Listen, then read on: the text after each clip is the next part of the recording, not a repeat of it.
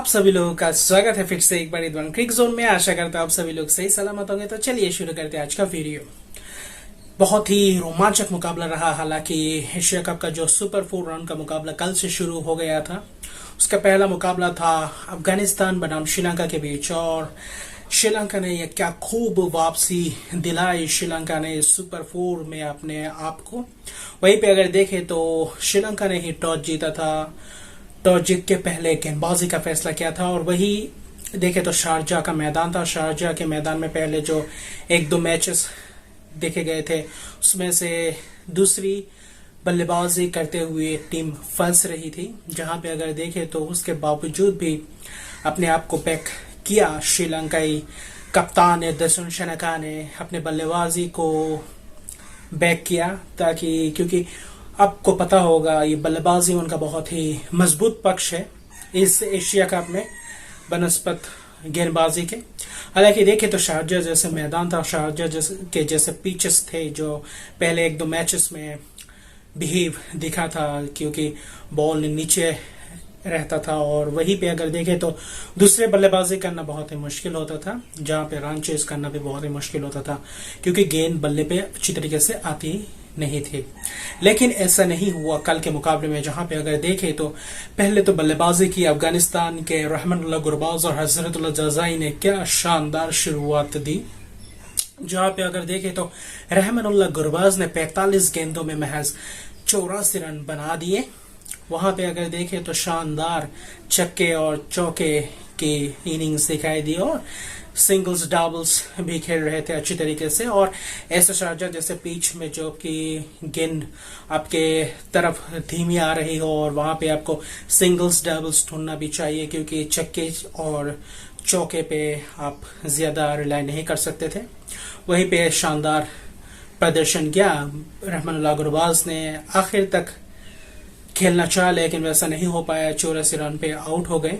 84 run बना के वहां पे अगर देखें तो शानदार स्ट्राइक रेट से बल्लेबाजी कर रहे थे। 100 रन समथिंग 85-86 के स्ट्राइक रेट पे खेल रहे थे। वहीं पे उनके साथ भी साझेदारी में निभा रहे थे इब्राहिम जदरान, जो कि पहले भी अपना स्किल पोटेंशियल दिखाया आए थे पिछले 2 मैचेस में। वही मैचेस में फिर से रिपीट किया जो कि बांग्लादेश के साथ खेला था ग्रुप स्टेज के मुकाबले में। और वो इब्राहिम जदरान ने पहले जो शुरुआत की, शानदार शुरुआत की, धीमे धीमे से खेले, लेकिन उनको सपोर्ट कर रहे थे पार्टनरशिप में। और रहमानुल्लाह गुरबाज और इब्राहिम जदरान के बीच 93 रन का पार्टनरशिप हुआ, और जो कि बहुत ही महत्वपूर्ण पार्टनरशिप रहा। हालांकि देखे तो अफगानिस्तान के हिसाब से, और जैसे शुरुआत की थी 15 ओवर तक जो रन रहा था अफगानिस्तान के तरफ से, वो आखिर के 5 ओवर में यूटिलाइज उतना नहीं कर पाए, जिसके कारण वो 10-15 रन पीछे रह गए। हालांकि देखे तो 175 रन की बहुत ही बड़ा लक्ष्य दिया था ये शारजाह के मैदान में, क्योंकि अफगानिस्तान के पास क्वालिटी स्पिनर थे। और वहीं पे अगर देखे तो ऐसा लग रहा था एक समय कि 176 रन मुश्किल हो सकता था श्रीलंकाई बल्लेबाजों के लिए, लेकिन ऐसा नहीं हुआ, क्योंकि अगर देखें तो श्रीलंकाई बल्लेबाजों के ऊपर पूरी तरह से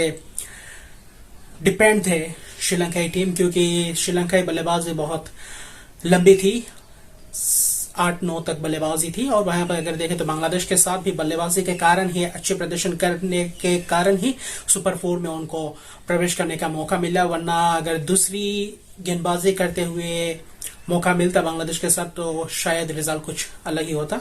और वैसे भी अगर देखें तो गेंदबाजी अच्छी थी, उतना भी अच्छा नहीं था। और पहली बात तो यह है कि उन्होंने शारजाह जैसे मैदान में भी अपना प्लेइंग 11 चेंज नहीं किया, सेम प्लेइंग 11 के साथ उतरे जो कि दुबई में खेले थे। आखिरी प्लेइंग 11 उनका जो कि बांग्लादेश के साथ मैच जीता था, और वो भी हरा हुआ मैच आखिर में जीत कर आए थे। और इस मुकाबले में भी यह मुकाबला 50-50 लग रहा था और करीब हार ही रहे थे, वहां से जीत कर वापस आए, क्योंकि अफगानिस्तान ने भी बहुत सारे मौके गवाए, जो कि उनमें से एक तो एकदम इजी कैच था जो कि दीप कावर में समीउल्लाह शिनवारी ने कैच छोड़ा। बहुत ही आसानी सा कैच था भानुका राजापक्षे के। अगर भानुका राजापक्षे उस वक्त उनका कैच लिया गया होता तो मैच फंस गया होता, ऐसा मुझे लगता है, क्योंकि तब भी बहुत रन चाहिए था और भानुका राजपक्षे और धनुष्का गुणतिलका का विकेट बहुत महत्वपूर्ण था। उन दोनों का विकेट अगर गिरता उस वक्त तो शायद अफगानिस्तान आखिर में कुछ कर दिखा पाता आखिरी के 2 ओवर में, क्योंकि आखिरी के 2 ओवर में सिर्फ 2-3 रन चाहिए थे और कुछ ऐसे कर भी नहीं पाए। जहां पे अगर देखें तो धनुष्का गुणतिलका का एक एलबीडब्ल्यू अपील था जो कि रिव्यू नहीं लिया अफगानिस्तान की टीम ने, वरना रिव्यू अगर लेते तो राशिद खान को विकेट मिलता और उसके साथ साथ धनुष्का गुणतिलका का भी विकेट गिरता और उस वक्त उनका विकेट गिरता तो मैच अलग ही रुख अपनाता अपना। और वही अगर कुल मिलाकर देखें तो शानदार चेस की श्रीलंका ने 10 के ऊपर रन रेट आने ही नहीं दिया अगर पूरी इनिंग्स को देखे तो। और प्रथम निशंका ने 35 रन की पारी खेली, कुशल मेंडिस ने भी 36 रन की पारी खेल गए, बीच में धनुष्का गुणतिलका ने भी 33 रन की पारी खेली। और जहां पे कल आए थे दर्शन शनाकर भानुका राजपक्षे के पहले और भानुका राजपक्षे छोटे नंबर पे आए, जहां पे आकर ताबड़तोड़ पारी खेली, 31 रन की पारी खेल गए। आखिर में चमिका करुणारत्ने और वानिंदु हसरंगा ने टीम को जीत दिलाई। वहां पे अगर देखें तो 19.1 ओवर में खेल खत्म किया, 179 रन कर गए 6 विकेट के नुकसान पे और 4 विकेट से यह मैच आसानी से जीत गए। आसानी से इसलिए बोल रहा हूँ कि आखिरी 2 ओवर में अगर 3 रन चाहिए होगा तो ये मैच आसानी से ही फिनिश कर गए हैं। और राशिद खान कल उतना कारगर साबित नहीं हुए, क्योंकि 4 ओवर में 40 रन दे गए थे और 1 विकेट चक्का पाए। वहां पे अगर देखें तो नवीन उल हक, मुजीबुर रहमान के खाते में 2-2 विकेट और कप्तान नबी के खाते में 1 विकेट था, जबकि तीनों गेंदबाज जो कि अफगानिस्तान के 3 प्रमुख स्पिनर थे, मोहम्मद नबी, राशिद खान और मुजीबुर रहमान जदरान, तीनों ही गेंदबाजों के तरफ से ज्यादा कल पकड़ देखने को नहीं मिला। और पिच ऐसा भी बन गया था आखिर में कि बल्ले में आसानी से मिल रहा था गेंद और आसानी से आ रहा था गेंद बल्ले की तरफ और आसानी से रन भी कर पा रहे थे श्रीलंकाई बल्लेबाज। अगर थोड़ा बहुत स्पिन अगर वहां पे देखने को मिलता, स्पिनिंग ट्रैक थोड़ा होता, वहां पे भी फंस सकते थे श्रीलंकाई बल्लेबाज। तो बहरहाल ये देखे तो एक मुकाबला जीत के फिलहाल पॉइंट्स टेबल के टॉप में है श्रीलंका और वही आखिरी स्थान पे है अफगानिस्तान। अभी अफगानिस्तान का आखिरी 2 जो मुकाबला है सुपर 4 का वो है भारत के विरुद्ध और बाद में पाकिस्तान के विरुद्ध, और श्रीलंका का भी भारत और पाकिस्तान के साथ है 2 मुकाबला, जो कि अगर आप देखें सुपर 4 का मुकाबला। और आज पाकिस्तान बनाम भारत का मुकाबला जो कि राउंड 2 ये मुकाबला होने वाला है, सुपर 4 का मुकाबला, और बहुत ही शानदार मुकाबला होने वाला है दोनों ही टीमों के बीच। अगर देखें तो दोनों ही टीम बहुत ही शानदार परफॉर्मेंस करते हुए आ रही है और हाल ही में परफॉर्मेंस सबसे ज्यादा अच्छा किया है हांगकांग के खिलाफ पाकिस्तान ने, जहां पे भारत ने भी हांगकांग के साथ किया था परफॉर्मेंस अच्छी तरीके से, और जबकि ग्रुप स्टेज में भारत ने पाकिस्तान को हराया था।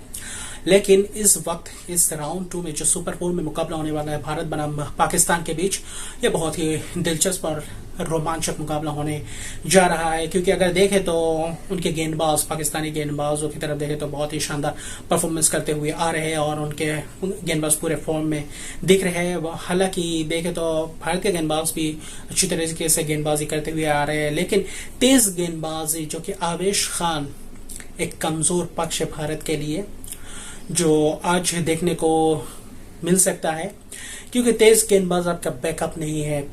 पंडा के स्क्वाड में जो आपके एशिया कप के स्क्वाड में है, फिलहाल रविंद्र जडेजा की जगह पे अक्षर पटेल आए हैं।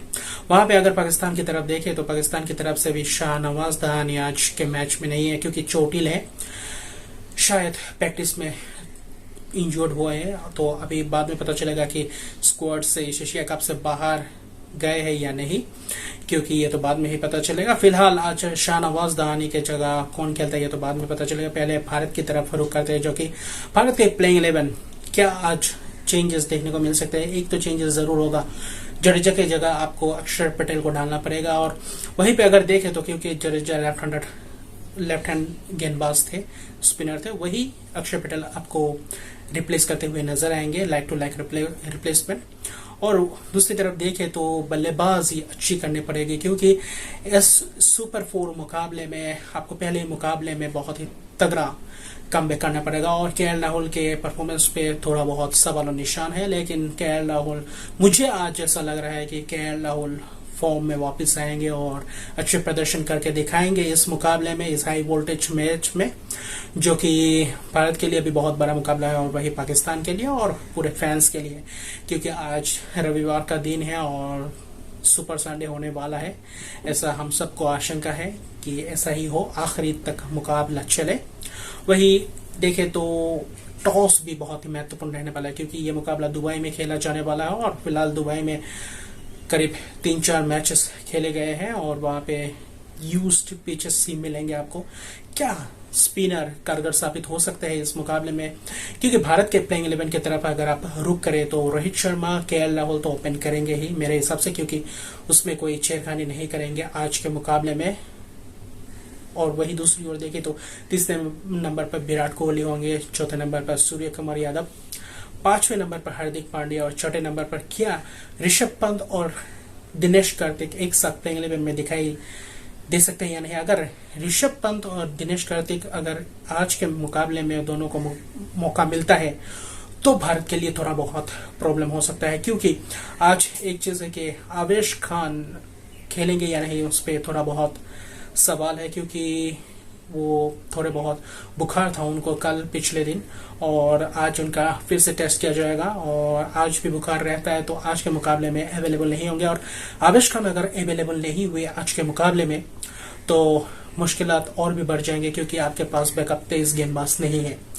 तो क्या आपको तो मजबूरन ही एक स्पिनर को डालना पड़ेगा इस लाइनअप में, क्योंकि आप तब जाएंगे भुवनेश्वर कुमार, अर्शदीप सिंह और as a first bowler allrounder के तरफ जो कि हार्दिक पांड्या फर्स्ट गेंदबाज करेंगे, फर्स्ट बॉलिंग के ऑप्शन है। वहीं पे अगर देखें तो ये 3 गेंदबाज तो हो गए, लेकिन आप ऋषभ पंत और दिनेश कार्तिक को इस प्लेइंग 11 में मौका देंगे तो आपके पास सिर्फ 5 बॉलिंग ऑप्शन होंगे। वहां पे अगर देखें तो हार्दिक पांड्या, अर्शदीप सिंह, भुवनेश्वर कुमार, ये 3 गेंदबाज, और वहां पे आपको 2 स्पिनर दिखाई देगा जो कि युजवेंद्र चहल और अक्षर पटेल। अगर आपको जडेजा के जगह पे आपको लाना है तो अक्षर पटेल, तो ये कुल 5 गेंदबाज होंगे।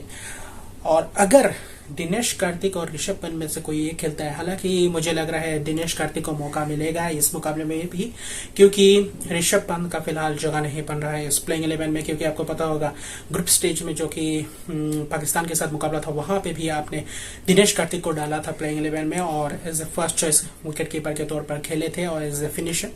तो ये तो एक्सपेरिमेंट नहीं कर रहे थे, ये अपना सोच ही है, भारतीय मैनेजमेंट का भी सोच है कि दिनेश कार्तिक ही अपना पहला विकेट कीपर और पहला विकेट कीपर चॉइस है जो कि अपने पहले प्लेइंग 11 में खेलेंगे।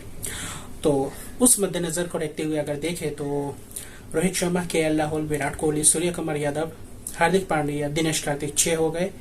वहीं पे अगर देखें तो अक्षर पटेल को मुझे लगता है आज के इस मुकाबले में मौका मिलना चाहिए। वहीं पे युजवेंद्र चहल, भुवनेश्वर कुमार और अर्शदीप सिंह, जो 11वां खिलाड़ी होगा वो कौन होगा?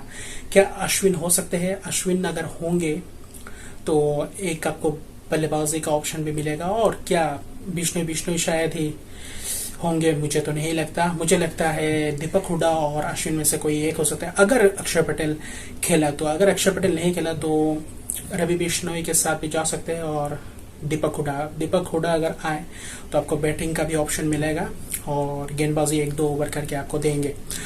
लेकिन भारत को तनना होगा 6 गेंदबाजों के हिसाब से, क्योंकि 5 गेंदबाजों के आपका हिसाब से उतरे और आज आपका आवेश खान भी नहीं खेला तो बहुत ही दिक्कत का सामना करना पड़ सकता है खास तौर पे। और वही दूसरी ओर देखे तो दिलचस्प रहेगा मुकाबला, क्योंकि फॉर्म में आपका सूर्य कुमार यादव भी पूरे फॉर्म में है और विराट कोहली भी फॉर्म में है। क्या आज विराट कोहली से अच्छी पारी देखने को मिल सकती है? एक ओवर 50-60 रन की पारी देखने को मिल सकती है, या फिर 30-40 की भी तेज तरार पारी देखने को मिल सकती है या नहीं? वहीं पे अगर देखें तो शानदार मुकाबला बनेगा और पाकिस्तान की तरफ से भी शाहनवाज दानी नहीं होंगे, तो उनके तरफ से भी बहुत सारे प्लेइंग 11 में प्रॉब्लम्स आए हैं, क्योंकि हसन अली तो डायरेक्ट पाकिस्तान से यूएई आए, उस बीच एक भी मैचेस नहीं खेले। और वहीं पे हसनैन अपना बॉलिंग एक्शन ठीक करने के बाद 100 खेल के वापस आ रहे हैं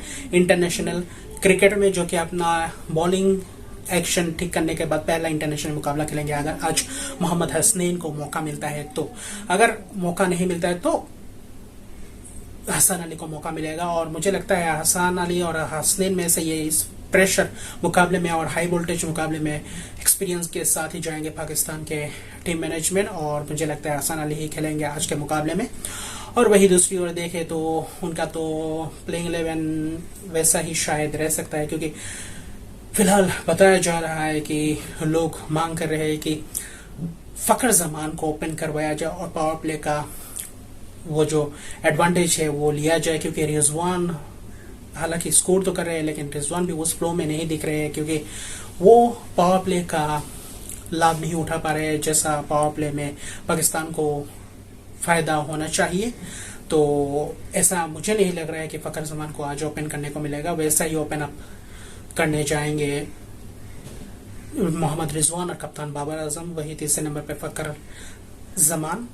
चौथे नंबर पे आएंगे आपके कि हैदर अली को मौका मिल सकता है। हैदर अली को शायद ही मौका ना मिलेगा, क्योंकि आसिफ अली को आप बहुत ही पीछे भेज रहे हैं, और आसिफ अली को अगर बीच में आप यूटिलाइज नहीं कर पा रहे हैं तो शायद मेरे हिसाब से हैदर अली को एक प्रॉपर बल्लेबाज के हिसाब से, जो कि हार्ड हिटिंग बल्लेबाज है, उनको चौथे नंबर पे प्रमोट किया जाए और चौथे नंबर पे उनको खिलाया जाए आज के मुकाबले के हिसाब से, अगर भारत को अच्छी तरीके से टक्कर देना है तो।